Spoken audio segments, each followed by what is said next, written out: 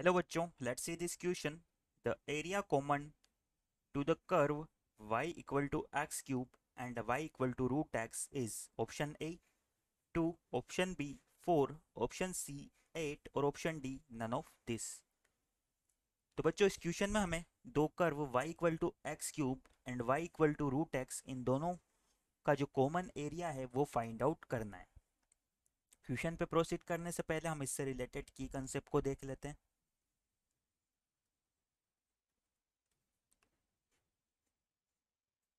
तो बच्चों, कंसेप्ट में हम देखते हैं कि इन दोनों कर्व को हम ड्रॉ कैसे कर सकते हैं। इन दोनों कर्व का हमारा कॉमन एरिया क्या होगा। तो सपोज ये मेरी y एक्सिस है और ये मेरी x एक्सिस है। नाउ अगर y equal to x cube की बात करें तो ये हमारा ओरिजिन पर जीरो के इक्वल होगा और ये कर्व हमारा कुछ इस तरह से हो जाएगा।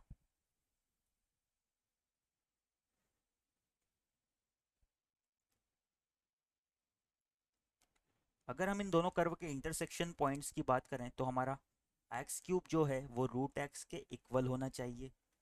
नाउ इसे हम सोल्व करते हैं।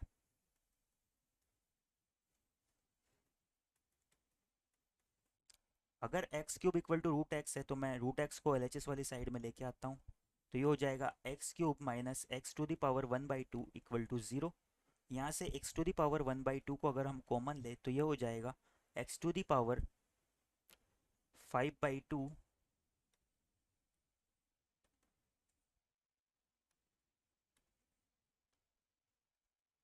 Minus 1 equal to zero. यहाँ से हमारा आ रहा है x equal to zero comma x equal to 1। यानी कि इन दोनों कर्व के दो इंटरसेक्शन पॉइंट होंगे। एक तो हमारा एक्स इक्वल टू ज़ीरो और इसके रिगार्डिंग हमारा y इक्वल टू ज़ीरो आ जाएगा और x इक्वल टू 1 के रिगार्डिंग हमारा y इक्वल टू 1 आ जाएगा। यानी कि 0,0 एंड 1,1 इनके इंटरसेक्शन पॉइंट हो जाएंगे। बट हमें इस curve y equal to root x को अब किस तरह से ड्रॉ करना है। हमें ये देखना होगा कि 0,0 और 1,1 पे जो हमारा सेकंड कर्व है y equal to root x, ये इस y equal to x cube से अबोव सिचुएटेड है या इससे लोअर सिचुएटेड है। इसे चेक करने के लिए हमें क्या करना होगा, हमें देखना होगा कि 0 से 1 की जो बीच की कोई वैल्यू है उन दोनों वैल्यूज पर ये दोनों कर्व हमारे क्या क्या वैल्यूज देते हैं। सपोज मैंने यहाँ पर देखा कि x इक्वल टू 1/2, तो हमारा जो y equal to x cube curve है ये तो हमें y इक्वल टू 1/8 दे देगा।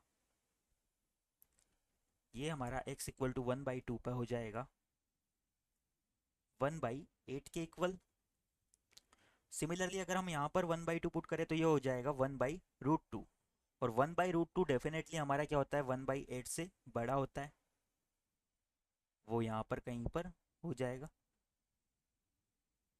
यानी कि जो y equal to root x curve है हमारा, ये 0 से 1 इंटरवल में y equal to x cube के अपोव सिचुएटेड होता है।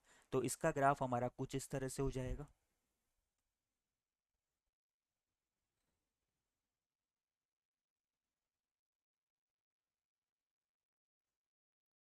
नाउ हमें क्या करना है, इन दोनों कर्व का कॉमन एरिया फाइंड आउट करना है। तो इन दोनों कर्व का कॉमन एरिया हमारा ये वाला एरिया हो जाएगा। हमें इस क्वेश्चन में यही वाला एरिया फाइंड आउट करना है। नाउ हमारे क्वेश्चन की तरफ हम प्रोसीड करते हैं।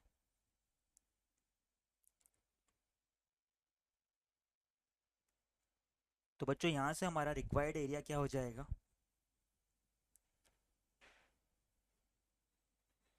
रिक्वायर्ड कॉमन एरिया, जो रिक्वायर्ड कॉमन एरिया है वो ए के इक्वल हम मान लेते हैं।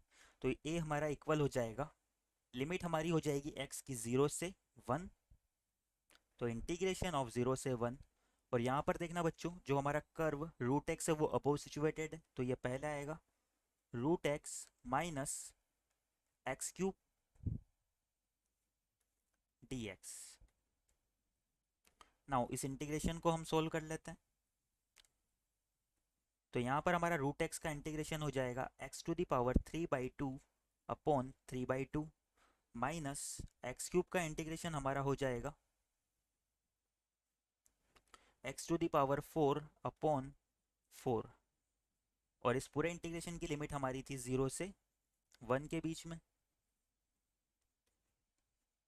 तो हमारा एरिया यहाँ से आ जाएगा, x की जगह जब 1 पुट करेंगे तो ये हो जाएगा 2/3 minus 4, 2/3 minus 1/4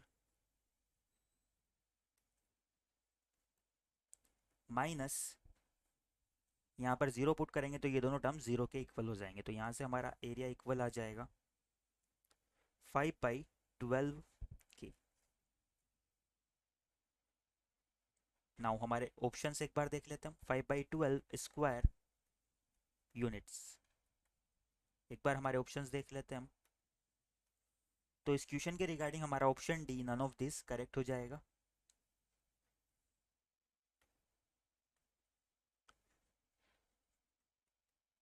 answer is option D, none of this. I hope you understand it well. Best of luck.